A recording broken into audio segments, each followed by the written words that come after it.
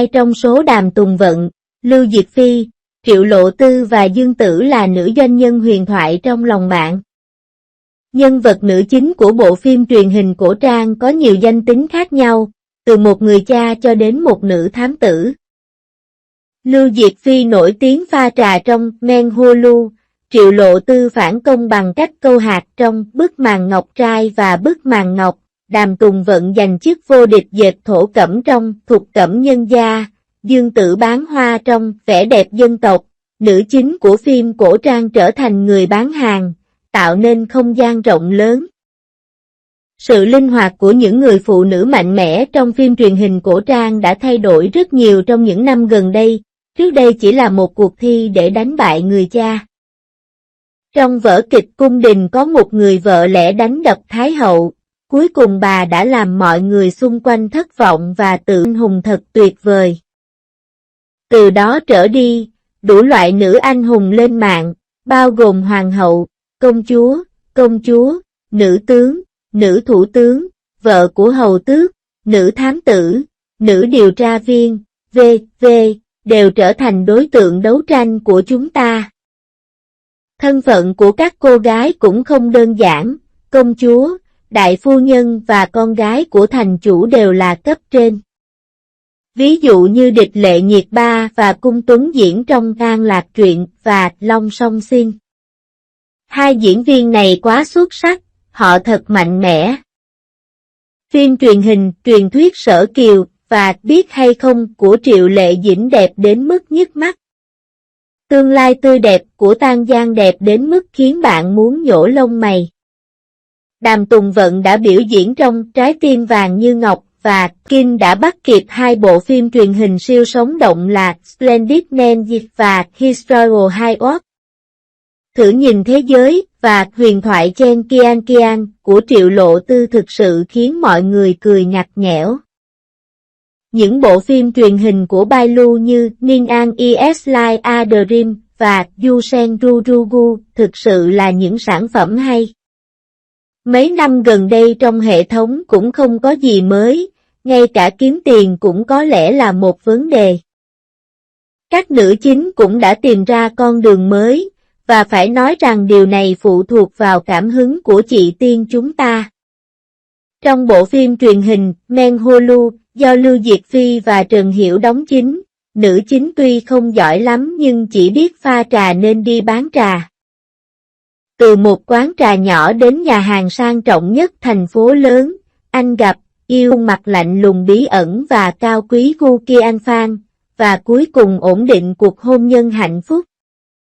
Trong vở kịch, Giao Penner cho chúng ta thấy những thủ thuật pha trà thông minh. Ngoài vở kịch, anh ấy còn quảng bá mạnh mẽ văn hóa trà. Đây chỉ đơn giản là sự kế thừa nghệ thuật Trung Hoa của chúng ta. Văn hóa trà đạo đã trở nên phổ biến vào năm đó và thu hút sự chú ý rộng rãi. Tôi thực sự muốn cảm ơn Lưu Diệc Phi vì sức ảnh hưởng của cô ấy. Đoàn làm phim Emenguan đã nghiên cứu kỹ lưỡng về lịch sử và văn hóa trà đạo, kỹ năng diễn xuất của các diễn viên cũng thuộc hàng đỉnh cao. Trong bộ phim này, nữ chính Giao Penner do Lưu Diệc Phi thủ vai vốn là một gái điếm có địa vị thấp nhưng đã trở thành một nữ doanh nhân bán trà tài giỏi. Năm nay, Triệu Lộ Tư đã thực hiện màn lột xác huyền thoại từ một người chăm chỉ nhặt vỏ sò đến mở một cửa hàng bán hạt. Thật đáng tiếc khi bộ phim này không thành công và cuối cùng lại lặng lẽ lụi tàn. Những người nhặt ngọc trai thường dùng để chỉ những người bị buộc phải làm việc dưới nước để lấy ngọc trai vào thời xa xưa. Công việc không hề dễ dàng và môi trường cực kỳ nguy hiểm. Duau do Triệu Lộ Tư thủ vai là một thợ đào vàng cấp thấp. Không phải vô lý mà bộ phim này không nổi tiếng. Cốt truyện kỳ lạ đến mức người ta không hiểu, cách quay cũng kỳ quặc. Tôi đã liều mạng nhảy xuống biển để câu hạt, nhưng cuối cùng thứ tôi chụp được là bức ảnh theo phong cách biển sâu của Triệu Lộ Tư, thật tuyệt vời. Trong phim, Triệu Lộ Tư xinh đẹp đến mức bạn có thể nhìn thấy vẻ đẹp của cô ấy ở trong cảnh cháy nổ. Loại câu chuyện tra tấn nhằm mục đích tra tấn đó khiến rất nhiều người không thể liên tưởng được. Cốt truyện thực sự rất phản cảm. Cô bị bắt và làm nữ công nhân trong tiệm ngọc trai của gia đình Cui từ khi còn nhỏ. Cô phải xuống nước câu ngọc trai trước nguy cơ mỗi ngày bay lên trời, đồng thời cô cũng gặp phải những cú đấm và một đòn đánh. Thỉnh thoảng bụng đói. Để trở thành một đại gia khiêm tốn, Duau đã đến vùng nước nóng bỏng và phức tạp để đào được một viên ngọc trai khổng lồ.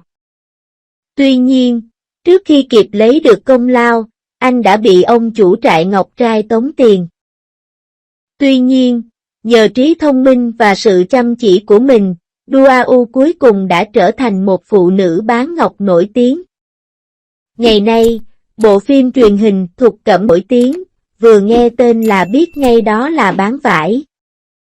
Cô gái bán thổ cẩm tứ xuyên trong gia đình có một tiệm nhuộm và dệt thổ cẩm, chuyên về nghề dệt thổ cẩm truyền thống. Nữ chính Di Diên Giên, do Đàm Tùng Vận thủ vai, bị ám ảnh bởi bí quyết nhuộm màu và thề sẽ làm cho thổ cẩm tứ xuyên thịnh vượng. Di Diên Giên đã thích nhuộm lụa từ khi còn nhỏ. Cha cô qua đời vì công thức làm lụa đỏ su, kết quả là cô buộc phải tiếp quản công việc lộn xộn và bắt đầu nghiên cứu kỹ năng nhuộm độc đáo tại nhà. Dù phải chịu đựng rất nhiều đau khổ trên đường đi nhưng cô không bao giờ bỏ cuộc và bám chặt vào bí quyết nhuộm tóc. Cuối cùng, cô hóa thân thành một bà chủ và cuối cùng đã giành được huy chương vàng môn dệt nhuộm. Những năm gần đây, nữ chính trong truyện cổ tích giống như hoa trong ăn lại giống như những người bán hàng rong với những gian hàng đầy ắp. Ở đây có 3 bộ phim truyền hình, một bộ nói về người bán trà, một bộ nói về người bán hạt, bộ thứ 3 là về người bán vải, bộ còn lại là Người đẹp quốc dân do Dương Tử và Lý Hiện đóng chung. Cái tên và bạn sẽ biết nó. Bộ phim có thể làm gì? Đúng vậy, người bán hoa chủ yếu nói về việc trồng và kinh doanh hoa mẫu đơn thời xưa, sau đó là con gái của thương gia He Uy Phan. Cô không chỉ có thể trồng những mẫu đơn quý hiếm đó mà còn thông minh, có năng lực và có thể kinh doanh.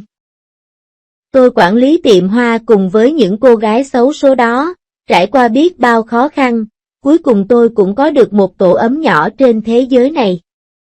Sau khi Jiang Changiang và Jaguan Changang gặp nhau, đã gặp nhà đầu tư và bắt đầu kinh doanh lớn.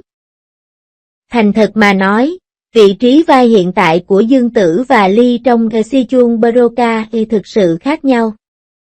Cả hai đều là những bộ phim lấy bối cảnh thời nhà Đường, nhưng đạo cụ và trang phục của bộ phim này đơn giản là tốt hơn nhiều. Tôi rất mong sớm được phát hành Tuổi trẻ sắc màu dân tộc. Từ bán trà, bán hạt, bán vải, thậm chí là bán hoa, có rất nhiều công việc kinh doanh có thể được thực hiện trong những bộ phim cổ trang này, và không gian sáng tạo cũng đáng sợ. Lụa từ Thục và gấm từ Tô Châu cũng rất tốt nhưng trên thị trường vẫn còn rất nhiều. Chúng ta phải tiếp tục làm việc.